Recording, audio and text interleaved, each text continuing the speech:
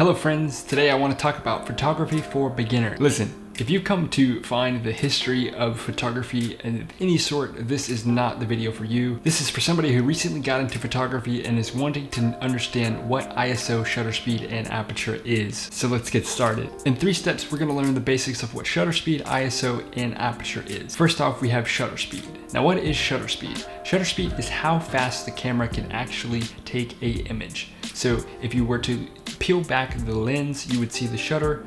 When you take a picture, it flops up and down, and if you have a really high shutter speed, that is going to take a shutter really fast. And if you were to have a low shutter speed, you'd obviously have a slower time for that shutter to be closed. The best way to break this down is if you were to be shooting a high intense sport, maybe like football or baseball, you're going to want to be shooting at a really fast shutter speed. Now, if you were wanting to take a long exposed picture, maybe of water, to where it looks kind of milky, then you're going to want to have a really slow shutter speed. In order for you to have that kind of look with a water fountain, you're going to want to have a tripod. Second, we have aperture. And this is where you hear terms like depth of field or bokeh.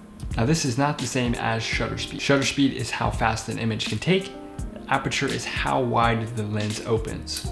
Now with that information, the lower the aperture, the more depth of field that you have from the background to the subject. If you're wanting to take portrait photography, I would recommend having an aperture of 1.8 all the way to 4. Now for landscape photography, you're going to want to have an aperture of at least 11 all the way up, possibly up to 22. Now third and lastly, we have ISO. ISO is allowing your sensor to receive light digitally. I always recommend never exceeding ISO of 800 because with most cameras, you'll start to receive a bit of grain. Allowing your ISO to be low, you're going to keep as much detail in the image as possible. I hope this video was helpful. If you guys learned something new, please let me know down in the comments below of what you learned. And if you would like a more in-depth review on what ISO, shutter speed, and aperture is, I would love to do that. Just let me know, and I'll see you next time.